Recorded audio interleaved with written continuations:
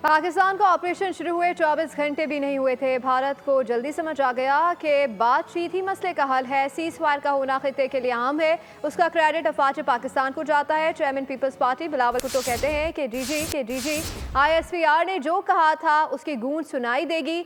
इस गूंज से पहले ही भारत बात करने पर राजी हो गया। हमें एक और मौके भी भारत से मनवाना है कि अगर पाकिस्तान या भारत में दहशत गर्दी हो तो इल्ज़ाम तराशी के बजाय शफाफ तहकीकात के जरिए उनको पकड़ना चाहिए। सिंतास मुआहदे भी वापस लेने पर भारत को आमादा किया जाए। आइंदा ऐसे मुआहदों की खिलाफ वर्जी ना हो, इस बात की यकीन दहानी भी होनी चाहिए।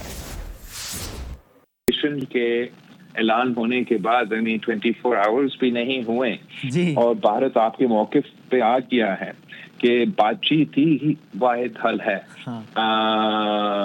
इन मसले के हल निकालने के लिए।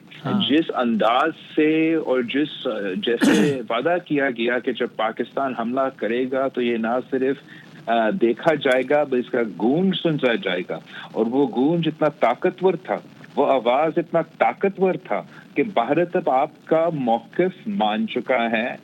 वो बातचीत करने के लिए तैयार है। उन्होंने एटलीस्ट अभी के लिए हमें नजर आ रहा है कि वो हॉस्टिलिटीज रोकने के लिए, अपना एग्रेशन रोकने के लिए तैयार है। जो सिंधु पे हमला हुआ है और भारत ने एक तरफा गैर कानूनी फैसला किया इस इंडस वाटर ट्रीटी के हवाले से कि ये फैसला वापस लिया जाए। सब्सक्राइब करें और बेल दबाएं ताकि कोई खबर रह न जाए।